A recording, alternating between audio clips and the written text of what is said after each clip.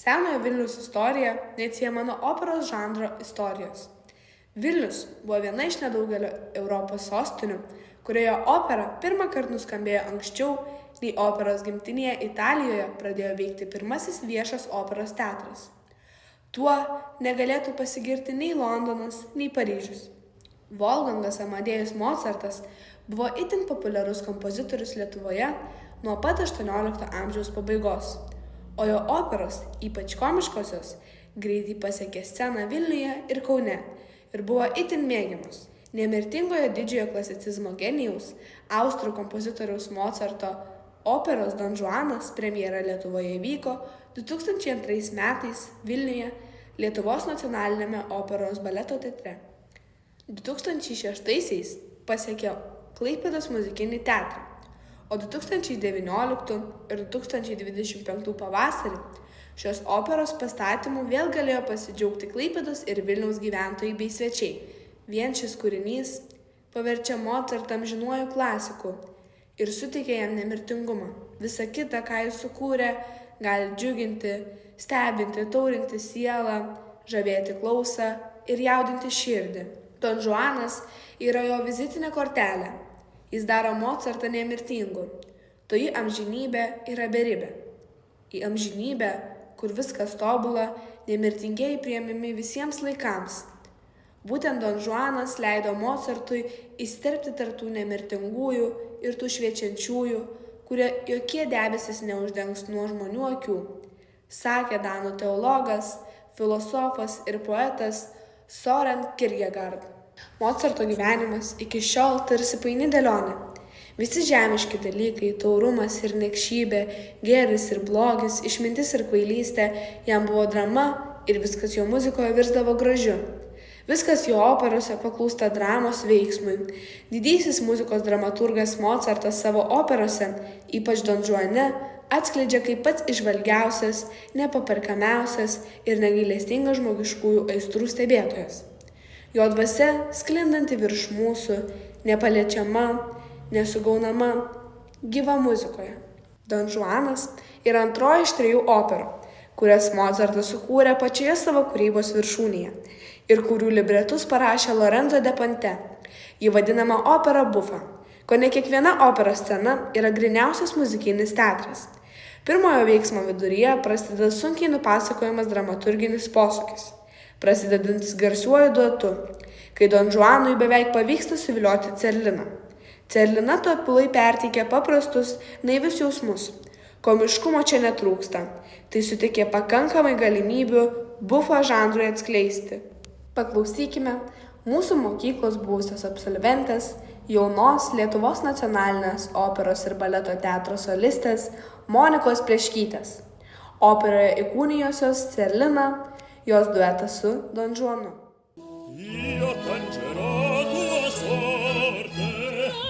Questo non so più forte, non so più forte, non so più forte. Vieni, ci darem la mano. Vorrei e non vorrei. Ma mi dirai di sì. E trema un poco il cuore. Partiamo mio da qui. Per burlarmi ancora. Vieni, io cancerò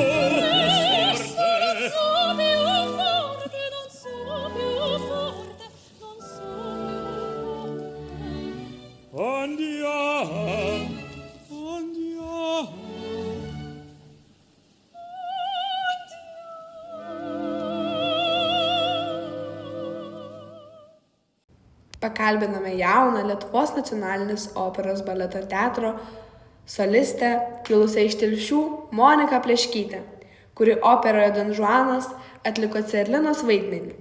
2019 metais Lietuvos nacionalinio operos ir baleto teatre Monika buvo išrinkta metų operos viltimi.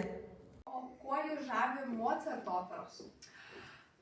Mocarto operos toks yra, sakyčiau, toks juodasis arkliukas paslėptas mūsų operos pasaulyje. Tokia yra, sakykime, nerašyta taisyklė, kad Mocarto vokalinė visa kultūra yra kaip egzaminas, kaip patikrinimas dainininkui. Nes jeigu imame romantinės operas, liristinės vėliau operas, tai jos yra tokios, taip paprastai kalbant, besiliejančios muzikos, kur kažkokie didesni legatai, šiek tiek atsiranda vietos interpretacijai, tavo kažkokiam patogiam dainavimui. O Mocartas, arba labai mylėjo, arba labai nemylėjo dainininkų. Pas jį yra viskas tiksliai sukalta. Tu negali niekur nieko pavėlinti, paankstinti, paaukštinti, pažeminti. To Mocarto operos ir žavi, kad mums kaip profesionalams dainininkams yra toks ir savęs pasitikrinimas, ir ties kitais pasitikrinimas, kaip kas vokališkai dainuoja. Bet tuo pačiu Mocarto operos turi labai daug tokios klasicistinės šviesos. Viskas taip yra, nors tai yra dramatinių operų pas jį, su kažkokiais dramatiniais vingiais, lyriniais nuokrypiais, bet pas jį viskas taip kažkaip visada žiba, švyti ir taip kažkaip, nežinau, gražiai plėtojasi, bent jau man. O kokį santykį turi Cerlina su Mazetu? Leporelas, tai kaip Suzana buvo pas grafienę dešinioji ranka, taip Leporelas yra pas Don Juaną dešinioji ranka. Leporelas bėgiojo iš paskos Don Juanui ir jis turi tokią knygutę ir surašinėjo visas moteris, kuriomis Don Juanas buvo. Tai, pavyzdžiui, per savo ariją Leporelas vienoj sako, vardina, kad Ispanijoje tiek moterų buvo, Italijoje tiek moterų buvo, o vienoj šaly buvo netgi 3000. Tai yra sakoma, kad ten 10 tūkstančių Don Juanas yra moterų paturėjęs. O Cerlina su Mazetu ir vėl aš susidūriau su vestuvėm. Čia toks mano gražus scenos prakeiksmas, turiu gal 5 jau vestuvinės suknelės. Tai irgi įvyksta jų vestuvės, bet Cerlina ir Mazetas yra vėlgi to žemesnio sluoksnio atstovai, tokie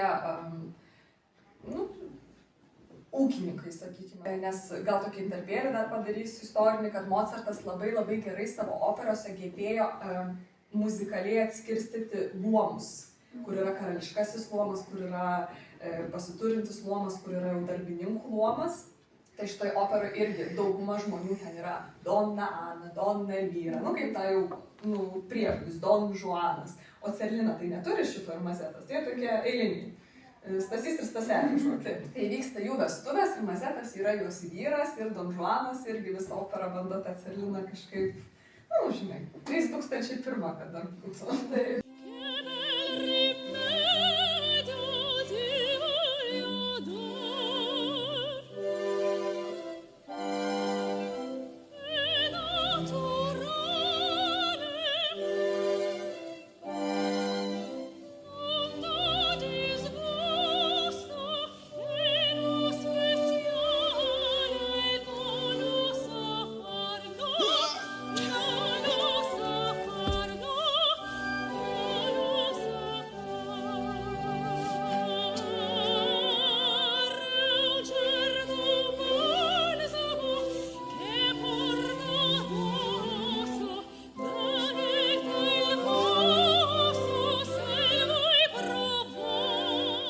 Don Juanas – įvairiaspalvė, įvairiažanrė opera, tarsi pats gyvenimas su visais jo atspalviais.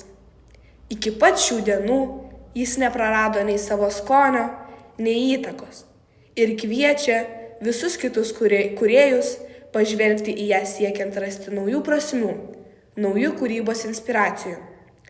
Kad ir ką sakytumėte, šis Mocarto kūrinys ko gero pats reikšmingiausias jo palikime.